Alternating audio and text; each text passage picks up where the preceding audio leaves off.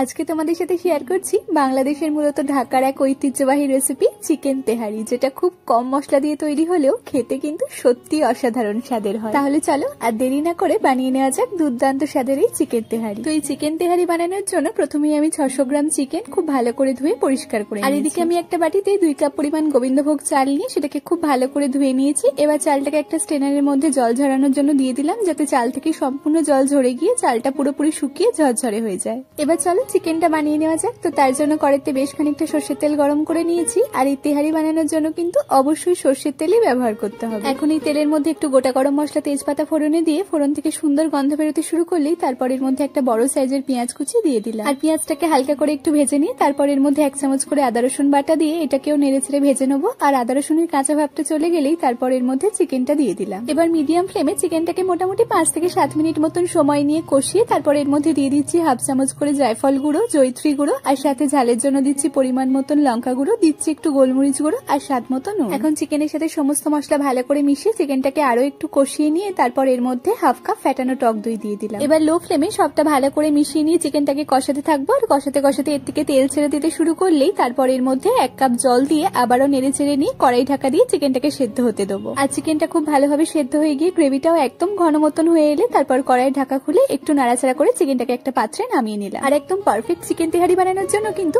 অবশ্যই চিকেনের গ্রেভিটা একদম ঘন মতন করে তারপর চিকেনটাকে নামিয়ে নিতে হবে। তো এই চিকেনটাকে নামিয়ে নেওয়ার পর এখন আবারও একটা কড়াইতে বেশ খানিকটা সর্ষের তেল গরম করে নিয়ে এর মধ্যে একটা মাঝারি সাইজের পেঁয়াজ কুচি দিয়ে এটাকে নেড়েচেড়ে হালকা করে একটু ভেজে নিয়ে তারপর এর মধ্যে 1 চামচ করে আদা রসুন বাটা দিয়ে এটাকেও ভেজে নিলাম। আর আদা রসুনের কাঁচা গন্ধটা চলে গেলেই তারপর এর মধ্যে ধুয়ে শুকনো করে রাখা চালটা দিয়ে দিলাম, আর সাথে দিচ্ছি একটু গোটা গরম মশলা, তেজপাতা। এবার মিডিয়াম ফ্লেমে ওই 4 থেকে 5 মিনিট মতন সময় নিয়ে চালটাকে খুব ভালোভাবে ভেজে নেবো। আর চালটা ভাজা হয়ে গেলে তারপর এর মধ্যে দিয়ে দিচ্ছি পরিমাণ মতন জল আর দুধ, আর সাথে স্বাদ মতো নুন দিয়ে সবটা একবার ভালোভাবে মিশিয়ে নিলাম। আমি এখানে 2 কাপ চালের জন্য 2 কাপ জল আর 2 কাপ দুধ দিয়েছি। আর একদম পারফেক্ট ঝরঝরে তেহারি বানানোর জন্য কিন্তু এই পরিমাপটা অবশ্যই খেয়াল রাখতে হবে। এবার মিডিয়াম ফ্লেমে চালটাকে ওই মোটামুটি 8 থেকে 10 মিনিট মতন সময় নিয়ে ফুটিয়ে নিয়েছি। তো দেখো চালটা এখন প্রায় 80% মতন সেদ্ধ হয়ে গেছে, আর জলটাও বেশ কমে গেছে। আর ঠিক এই সময় গ্যাসের ফ্লেমটাকে একদম লোতে দিয়ে তারপর এর মধ্যে বানিয়ে রাখা চিকেনটা সাথে কয়েকটা চেরা কাঁচা লঙ্কা দিয়ে সমস্তটা খুব ভালোভাবে মিশিয়ে নিলাম। আর তারপর কড়াই ঢাকা দিয়ে এটাকে লো ফ্লেমে আরো 3 থেকে 4 মিনিট মতন সময় নিয়ে দম দিয়ে নেবো। প্রায় 4 মিনিট পর গ্যাসের ফ্লেমটাকে একদম অফ করে দিয়ে তারপর কড়াই ঢাকা খুলে দেখাচ্ছি, দেখো চালটা একদম পারফেক্ট ভাবে সেদ্ধ হয়ে গেছে আর জলও একদম কমে এসছে। এবার এর মধ্যে 1 চামচ ঘি আর 1 চামচ কেওড়া জল মিশিয়ে নিয়ে এটাকে ঢাকা দিয়ে আবারও 10 মিনিটের জন্য স্ট্যান্ডিং এ রেখে দিই, যাতে ভাতের মধ্যে এখনো যে জল জল ভাবটা রয়েছে সেটা শুকিয়ে গিয়ে ভাতটা সম্পূর্ণ ঝরঝরে হয়ে যায়। ব্যাস, তাহলেই তৈরি হয়ে গেল আমাদের দারুণ স্বাদের চিকেন তেহারি। রেসিপিটা কেমন লাগলো তোমাদের